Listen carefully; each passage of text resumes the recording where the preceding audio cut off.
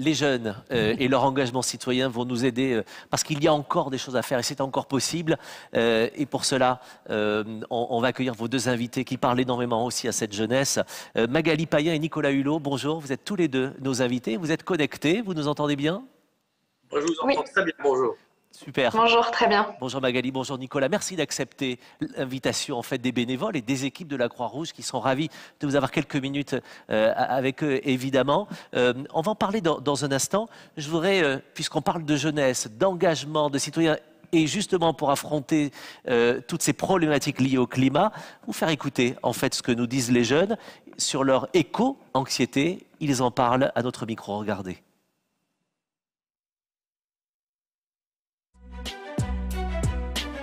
L'écologie c'est bien, mais le climat on a fait un petit peu n'importe quoi avec. Situation complexe, négative. Un peu un désastre actuellement. Ça me donne envie d'agir, définitivement, parce que je pense qu'on a tous un rôle à jouer. Que si chacun à notre échelle, on faisait des efforts, je pense qu'on pourrait changer les choses. Faut agir, faut régler ce problème. Ouais. Je t'ai jamais posé la question. Emma Watson. Je dirais Jean-Marc Jancovici et Arthur Keller. Peut-être que je nommerais le journaliste Hugo Clément. Je nommerais Thanos et je lui demanderais de faire disparaître la pollution en un claquement de doigts. J'enlèverais les centrales nucléaires et je suffirais juste en énergie verte. Changer les immeubles, les vieux immeubles qui consomment énormément. Je fais en sorte de nettoyer les océans. Juste faire en sorte qu'on puisse développer une civilisation humaine soutenable. Le tri sélectif, je fais attention à mes trajets. Pas grand chose parce que je sais pas trop quoi faire à mon niveau. Je peux dire que je trie mes déchets, mais ça c'est pas quelque chose d'extraordinaire. J'essaie de faire attention à ce que j'achète et à ce que je consomme. Permettre aux personnes, aux jeunes, de proposer eux-mêmes des solutions. Responsabiliser, trouver un moyen pour responsabiliser plus les citoyens. Qu'on en parle tous et qu'on trouve tous des solutions ensemble.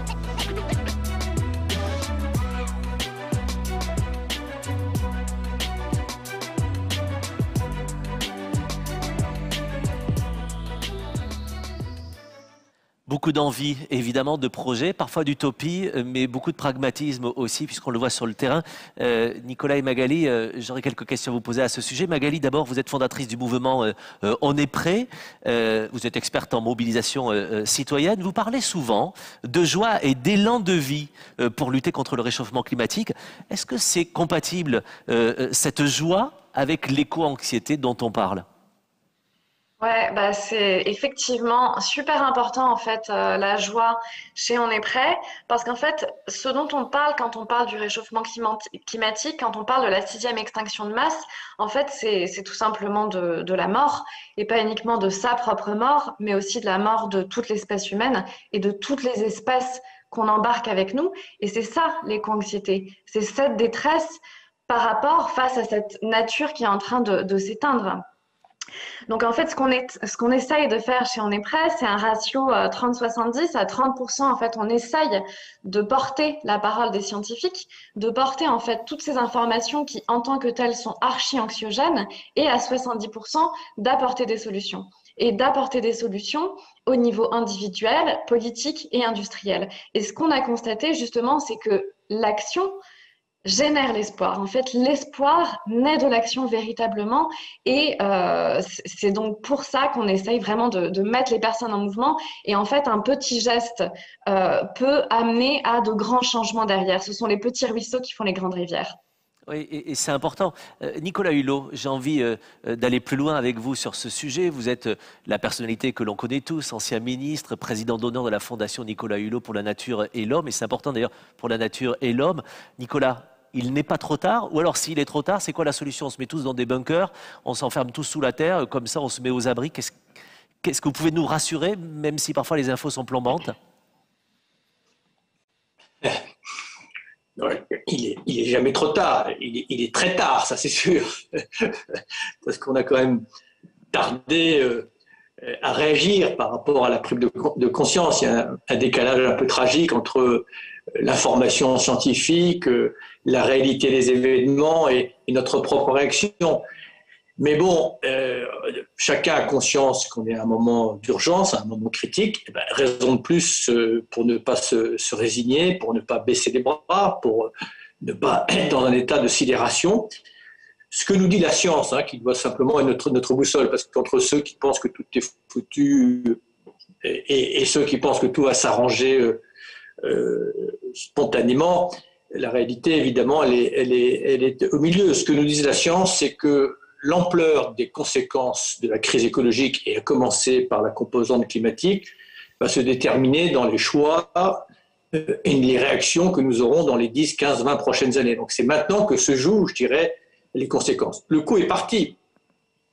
Les changements climatiques, vous êtes bien placé à la Croix-Rouge pour le savoir. On a déjà, malheureusement, sous nos latitudes, et plus encore dans des territoires éloignés, les conséquences des changements climatiques.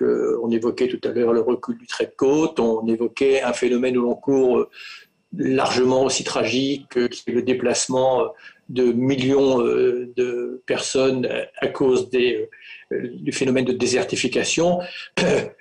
On va avoir des tensions sur des ressources vitales, les terres arables, les ressources en eau. On va avoir des foyers d'expansion, d'épizootie ou d'épidémies de plus en plus importants. Bon, je ne vais pas faire un tableau apocalyptique. On est dedans. On est dans les changements climatiques. C'est le curseur sur lequel on peut jouer en fonction de notre nom, et ça a été évoqué par tout à l'heure, notre mobilisation individuelle et collective.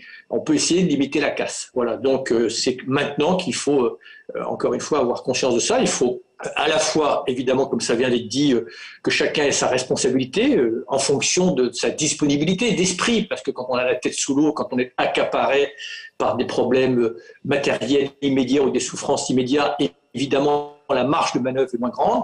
Mais quand on a la chance ou d'avoir la tête hors de l'eau ou d'être aux responsabilités économiques et politiques, là, il faut s'attaquer d'une manière, pardon l'expression, mais radicale aux causes de la crise écologique. Quand je dis radical, ce n'est pas un mot qui doit effrayer, c'est-à-dire aux racines de crise. Donc c'est le grand enjeu, c'est le Graal du XXIe siècle, doit résoudre ce paradoxe auquel nous sommes confrontés, c'est comment dire, réconcilier nos actions et nos intentions. On est victime de notre trop grand succès. L'homme, quelque part, a trop bien réussi au détriment de son propre avenir et au détriment des grands équilibres écologiques et climatiques.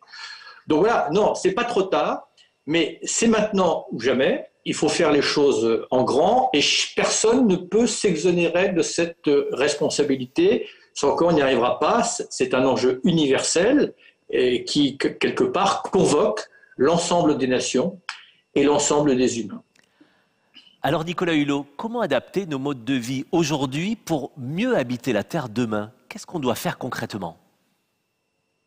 Alors, ce qui est important, encore une fois, c'est de comprendre qu'il ne suffit pas de corriger à la marge notre modèle économique, notre modèle agricole, notre modèle de transport, notre modèle énergétique.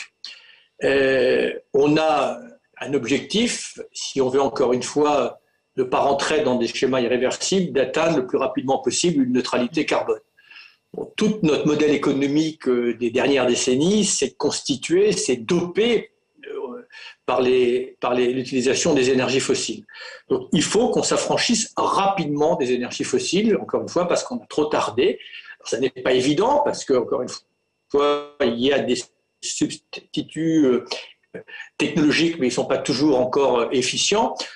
Donc, il va falloir changer notre modèle agricole, bien entendu, l'adapter aussi, parce qu'il faut tenir compte que, par exemple, ne serait-ce que dans notre territoire, on voit bien que la productivité des sols, à cause des changements climatique ne va pas être la même, qu'on va être en tension sur des ressources en eau. Donc, il va falloir peut-être que, pour prendre un exemple très concret, est-ce qu'on va pouvoir continuer à cultiver du maïs dans certains territoires qui ont des problèmes d'accès à l'eau? Donc, peut-être changer, évidemment, de modèle de production. Il faut qu'on change nos modes de transport, il faut qu'on s'affranchisse de tout ce qui est transport à base des énergies fossiles.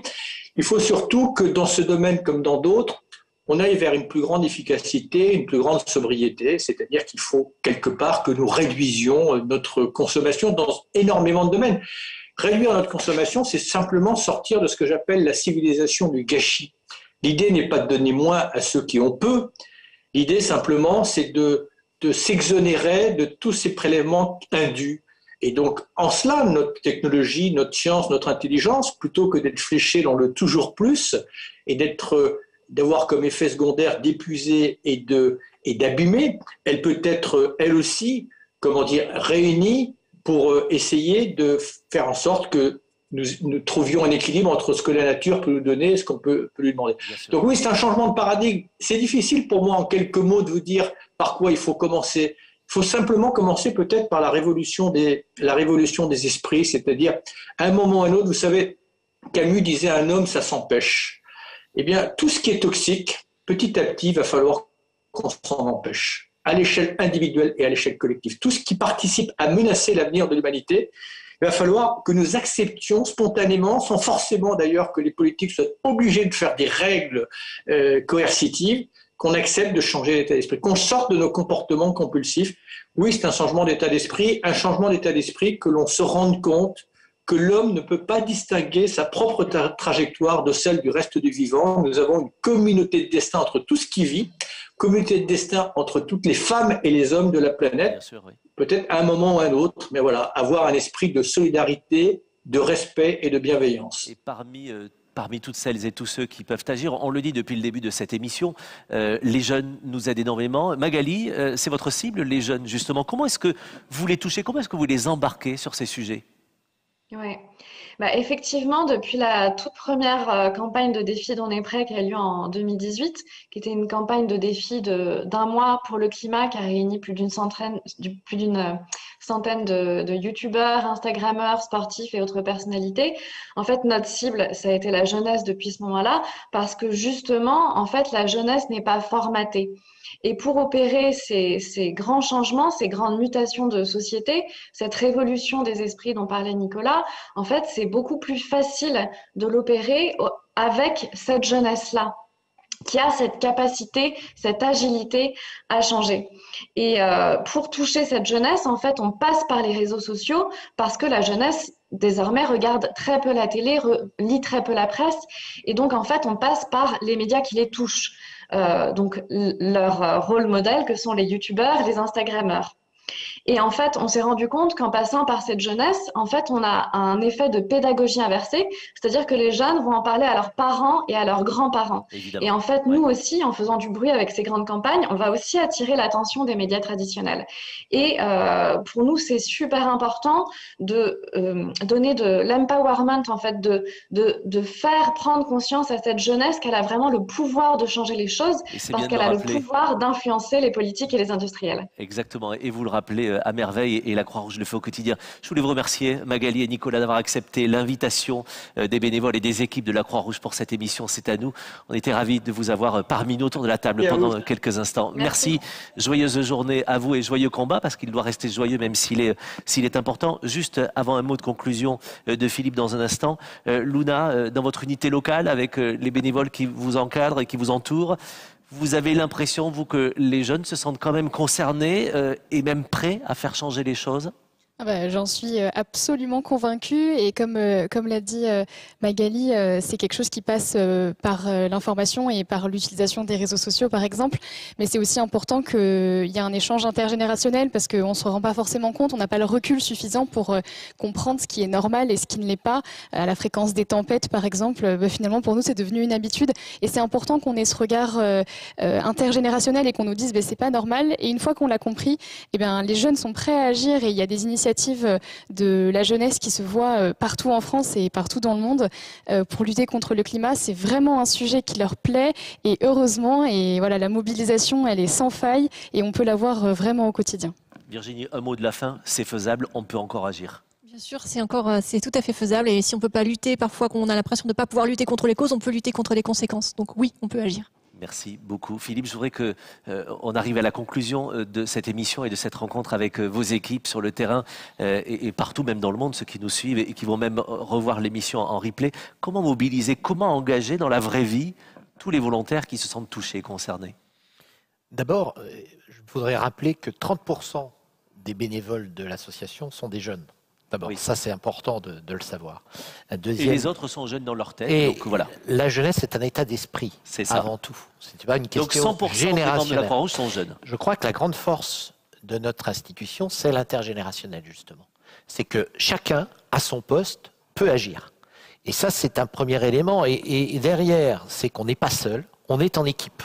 Et ce sont des équipes que nous avons vues, ce sont des démarches collectives. Et donc, il y a quelque part derrière cette démarche un changement de mentalité, à la fois pour chacun d'entre nous et aussi pour notre institution. Et en cela, le projet associatif que nous avons adopté lors de l'Assemblée générale du mois de septembre dernier porte cette mobilisation. Il a placé à son centre la raison d'être qui est d'être résilient, d'agir pour cette résilience. Et donc, la question de l'engagement, qui est un mot qui n'était pas si fréquent il y a quelques années, fait partie de notre ADN, cette démarche de participation citoyenne. Et je voudrais dire très simplement, c'est que la Croix-Rouge est attendue. Elle est attendue par les populations que nous servons et elle est attendue par l'ensemble des acteurs publics qui sollicitent de plus en plus la Croix-Rouge.